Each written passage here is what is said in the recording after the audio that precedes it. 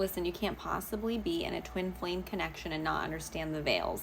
Let me explain it to you, okay? So if you 100% are convinced you're in a twin flame connection, I'm going to explain to you what the veils mean. So there are lessons that both of you need to learn, okay?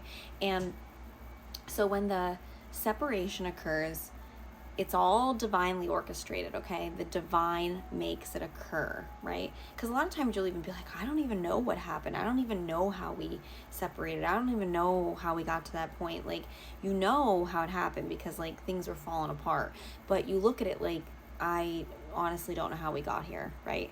So it's divinely orchestrated. The separation occurs and the veils go on. And what I mean by the veils go on is one person gets the longing veil and the other person gets the avoidant veil, okay? And so basically what happens is this one person is going to long and long and long and long until the lessons are learned.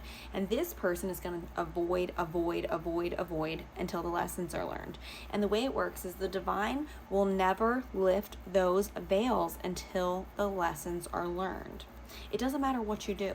So in a karmic connection, okay, and you'll understand this because we've all had karmic connections, you can text that person, you can say whatever you need to say, and you can get them back, right? You can, oh my God, I need you to come back, I need you to come back, I need you to come back. You can do whatever, you can manipulate the situation, and you'll see people who are in karmic connections where they're back together and apart, back together and apart, back together and apart. It does not work that way in a twin flame connection. You are never getting that person back until the divine lifts the veil, and the veil is never lifting until they learn the lesson. Okay, so the best thing that you can do is you can just go on your separate way and start healing yourself, because the only way that your veil is ever being lifted is if you learn the lesson. If you don't learn the lesson and you don't choose to heal yourself, your veil will be in place forever. Your veil is never coming up until you learn the lesson, because you're not meant to come back together as twin flames. You are meant to come back together as divine souls. You are meant to come back together as this person has learned their lessons. Okay, so let's talk about the longing veil. You get the longing veil because you don't have self-worth. You are codependent. You truly depend on another person. So Source is going to put that in place, and you are going to beg, and you are going to long and long and long and long. And the lesson to learn there is that you need to stop longing for somebody else, because you are complete by yourself. That's the lesson, right? And so you're going to be presented time and time and time again with rejection until you finally see the lesson. You are complete. You are whole. You are worthwhile by yourself. You do not need to beg a single person to see you. And once you see that, okay, once you get it, once you're like, I don't need another person to be whole. And it's not just saying it, is legit, genuine understanding that you are complete. You do not need another person to complete you. You are 100% happy. You are good by yourself. You don't need that person to complete you. Your longing veil is going to lift. You're no longer going to long for that person. You're going to be happy and healthy and healing. And that's the whole point. You are on this healing journey because it is about fixing you. It is not about fixing the other person. It is literally about making you the healthiest person you can possibly be. And so let's say your longing veil has lifted, right? And that person is still avoidant. They will be avoidant until they learn their lesson. And they will continue to be presented with people in their life who are going to treat them the exact same way. They are going to continue to manipulate their life. They are going to continue to keep them in situations they don't like, they don't prefer. They are going to continue to push boundaries and just do things to make the situation so difficult until they figured out that they cannot keep avoiding. Because when we are the person with the longing veil, it's not just about the other person.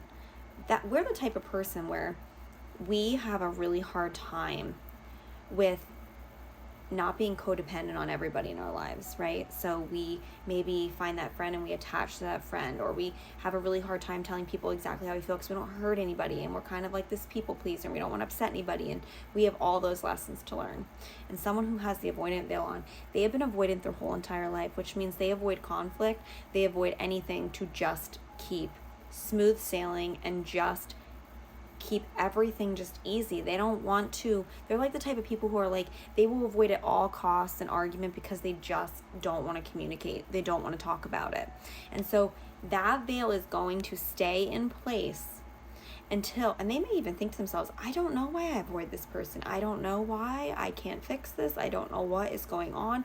And they need to learn the lesson that they need to stop avoiding things in their life. They need to stop avoiding the issues that are right in their face, that are being presented to them. And that veil will never come off, and you have zero control over that.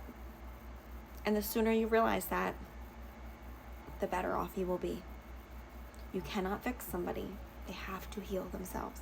They will be avoidant their whole entire life, and that will never change with the next person and the next person and the next person. And it was probably the exact same way with the person before they met you. They're avoidant. They avoid conflict. They avoid anything, emotions, this, that. They are like this, a wall. You're not fixing that. If they want this life over here with you and you're healed, they have to fix it. They're not allowed to come back in your life. You're healed. The divine will never allow that. The divine will actually never allow them to come back into your life. It doesn't matter how much they even want to. The divine will never orchestrate that. And you remember how you met? It's divinely orchestrated. You may even think to yourself, I don't even know how it was possible that we met that way. And we were like, we just met, and it was like, how did we ever meet? How did this ever happen, right? And you may have even said it in your relationship, like, it was like meant to be. Like, how did I ever meet this person? You met that person because the divine brought them to you. And the divine will never bring them home until they heal themselves. So stop longing, right? And hopefully you've stopped longing. Hopefully you've healed. And you just realize that the best thing in life is to be the best version of yourself. And this person's going to continue to suffer until they figure it out. And you go on and make yourself happy. And I hope that helped. If you have any questions, let me know. Okay, let me tell you something. As someone that has literally just survived the dark night of the soul, babe, don't listen to these white women. These white women, they want you to be with them. They don't want you and I to be together. Majority of them, they don't. They don't want black people to win them. These people already know what's up. You get what I mean? So they don't want to lose. They're obsessed with if they've never had a handsome guy and they've been in their community for a very long time.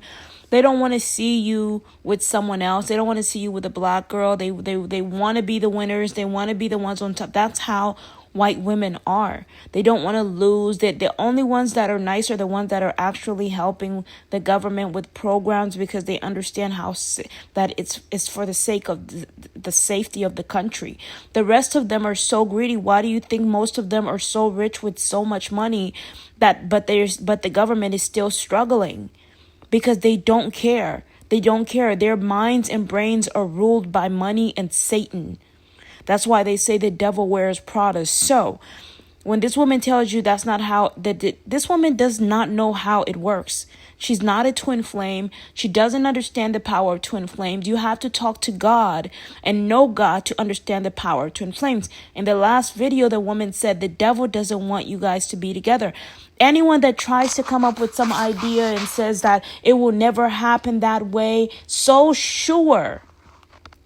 It's someone that doesn't understand the power of twin flames. They don't understand the mystery of God, because God works in mysterious ways. He doesn't work in ways where God doesn't just talk to any woman.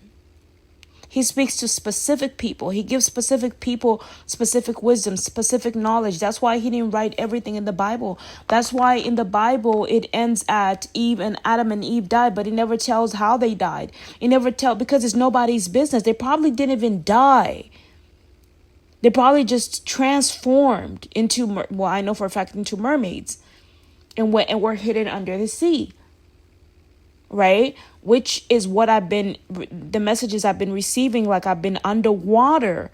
I've been under serious water. You don't know what I've been going through right here. And I believe that when we do get together, God is going to bring us together so I can help you survive, help you break that veil off. Our veil is already broken, babe.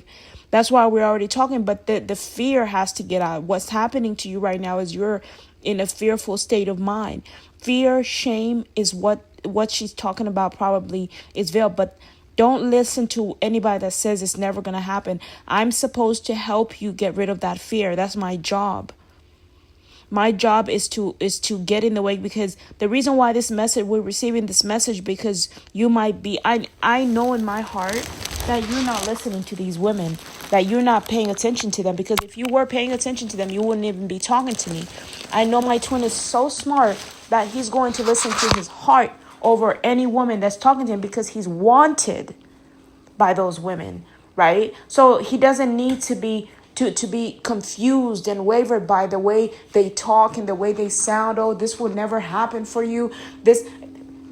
I do understand what she's trying to say, but don't pay attention to that, because what she's also doing is trying to put some sort of order. Like, this is how it's going to happen. This is how God says no one knows how he's going to arrive, right? No one knows what's going to happen except the one that he has already spoken to. No one knew that Jesus was going to be born except for the mother. The mother was the one they spoke to first.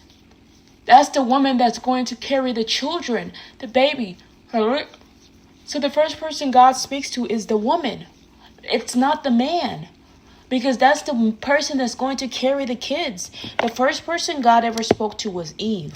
Before he spoke to Adam, he spoke to Eve. Right? Why would he speak to Adam first? Adam doesn't even know where the children were going to come from, what was going to happen. God knew, or if God didn't know, he was yet to find out. But I strongly believe God knew.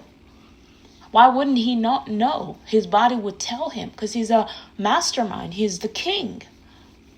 Right?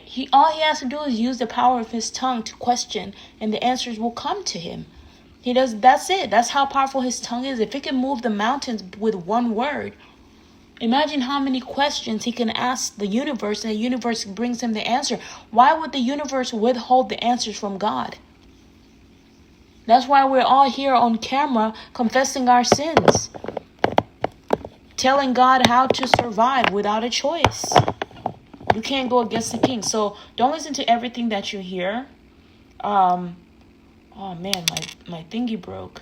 Don't listen to everything that you hear and don't feel doubtful, because God is preparing something where you are able to survive, especially you being younger.